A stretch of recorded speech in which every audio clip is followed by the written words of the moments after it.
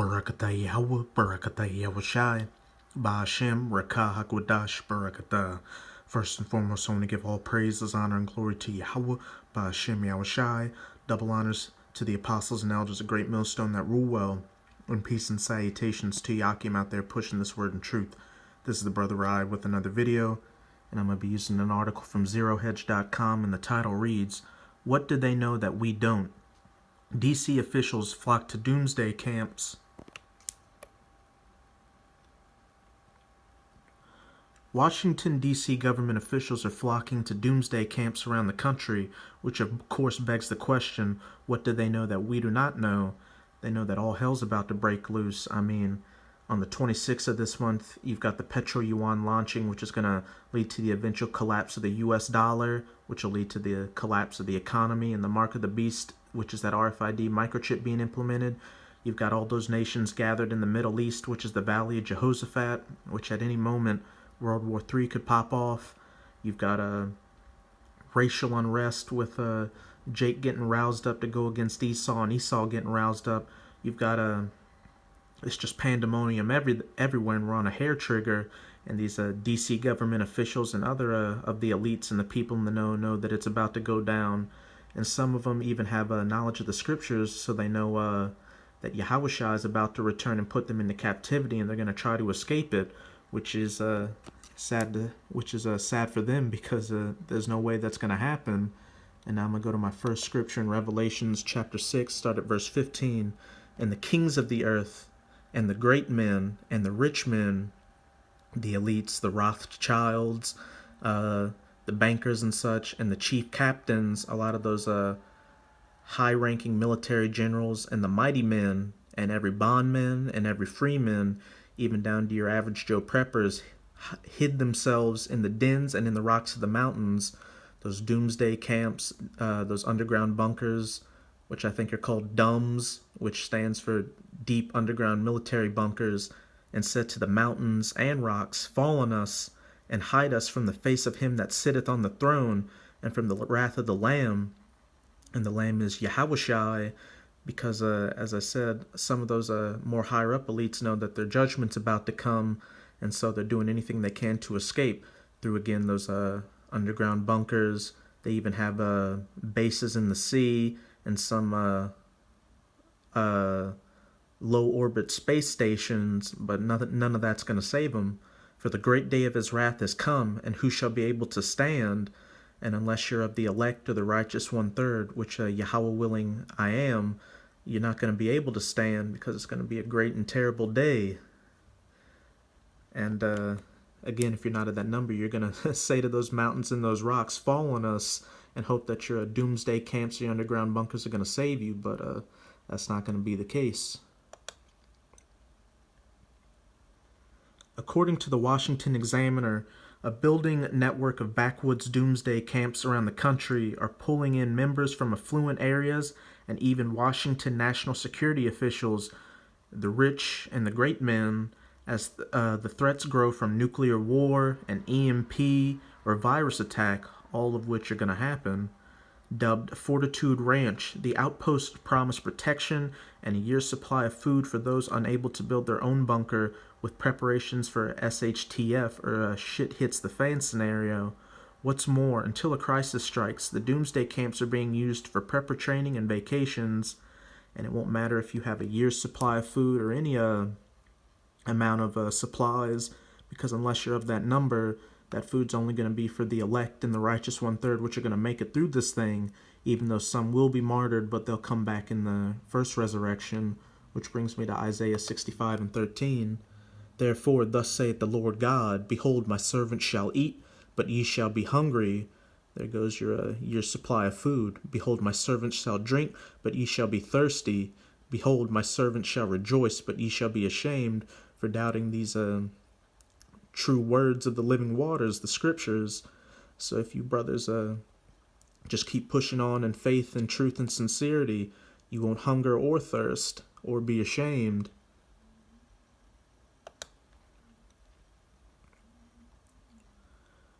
One of Fortitude's ranch members from the Baltimore area said that he and others joined after waking up to the potential of a national crisis from an attack, to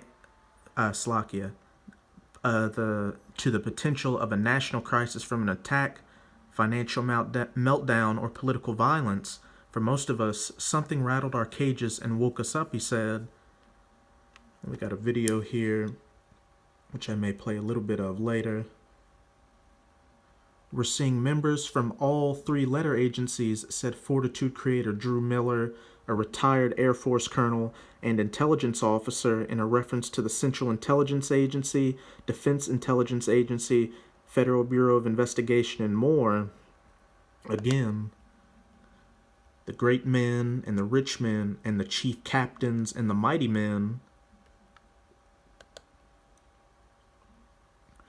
Miller called an attack or even a weather-related electromagnetic pulse shutdown of the electric grid inevitable and a driving force in his project. Prepping has offered many a sense of freedom none of us have anymore. No longer needing the government for anything, preppers can survive most scenarios that will leave many others begging for their slavery again, and in return, for the government to give them abject poverty in exchange. And these proud heathens think just because they're preppers that they, as it says, they can survive most scenarios. But unless you have that covering from Yahweh Ba'Shem Yahweh Shai, you may escape one calamity, but you'll just fall into another. Which brings me to Amos chapter 5, and I'll start at verse 16 and skip around a bit. Therefore Yahweh, the God of hosts, the Lord saith, thus wailing shall be in all the streets, from a financial meltdown, martial law, Jacob's trouble and such, and they shall say in all the highways, alas, alas, and they shall call the husbandmen to mourning, because everybody's going to lose their jobs, and it's going to be in a survival, they're going to be in that survival state where they're just going to be acting like animals, and such as are skillful of lamentation to wailing. And I'm going to jump down to verse 19.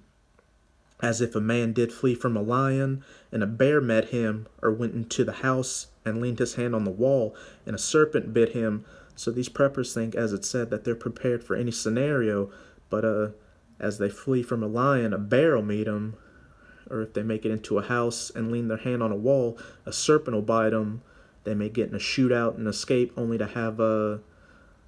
cut themselves on, say, like a branch or something, and get gangrene and die of a flesh-eating bacteria. So unless you've got that covering from Yahweh Ba'Shem Yahweh Shai, you're done in the sauce.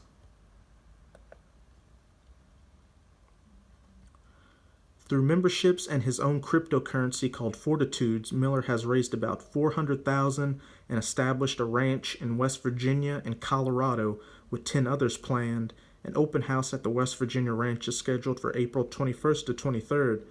And net neutrality actually, the protections of it actually end on April 23rd. He said that for the West Virginia ranch, most members, Slacky Brothers, I'm going to just reread it. He said that for the West Virginia ranch, most members are professional Washington area folks. They don't have time to do this on their own. The cost is about $1,000 per person per year to join, and that's just on the lower level. You've got some of these Doomsday camps and underground bases going well into the millions of dollars just to get your spot reserved. You have to be an idiot to think it will happen, said Miller. And this heathen's right. He's in the right spirit, because a lot of these dildo-head Americans out here think this party's just going to last forever when the ship is burning all around them, and it's pretty obvious at this point, even if you're not in the truth. Author of Rohan Nation, Reinventing America After the 2020 Collapse, Miller also said that the camps are nearly as survivable in an attack as the Mount Weather FEMA site near Virginia's Shenandoah River, where several Washington leaders were housed after the 9/11 attacks. Each camp has a shooting range and is equipped to handle between 50 and 500 people during any SHTF scenario. The camps will have lodges, underground bunkers, and guard towers. In the event of a social meltdown, members will be responsible for manning those towers. Not that it'll do any good. With all of the high-powered government officials signing up as members at Fortitude Ranch, it's pretty safe to say that if you are not prepping now, you should probably start. A good reference for those just beginning to tread into the realm of prepping is the book titled The Prepper's Blueprint. So as you can see, brothers, It's getting serious out here, and we just got to stay strong in this faith. I'm going to play a little bit of this video.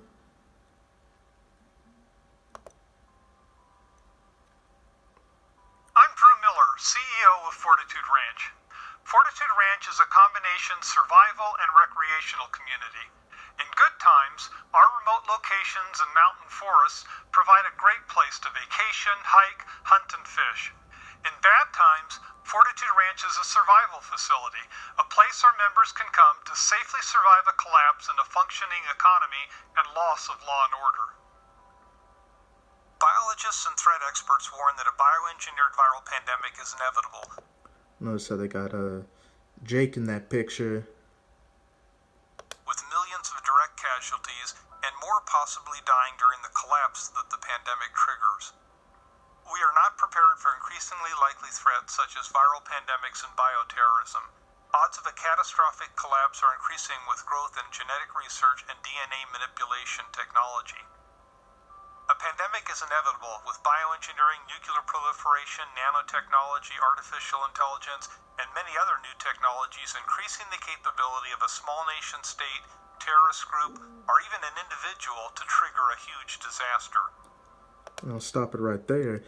And you may very well have some outside forces attack this country with viruses and biological weapons. But as it just said, nation states or terrorist groups, there's a good chance that the U.S. is, well, not a good chance, they're going to release some of these through the CDC, the Center for Disease Creation, onto the public because they want to try to cull the herd as much as possible, as it says in those Georgia Guidestones. And how he's really harping on these biological viruses. That brings me to Jeremiah 21:6. And I will smite the inhabitants of this city, both man and beast.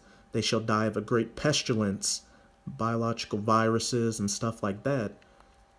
And you can't say we didn't warn you, because as it says in Jeremiah 28:8, the prophets that have been before me and before thee of old prophesied both against many countries and against great kingdoms, which we're doing right now against America, Mystery Babylon, and these other heathen nations, of war and of evil, World War III, Jacob's trouble, and of pestilence, which is what I'm doing through this video right now. So, brothers, again, just keep strong and push on. We're almost out of this thing. And with this video, I hope you're edified. Until next time, Shalom.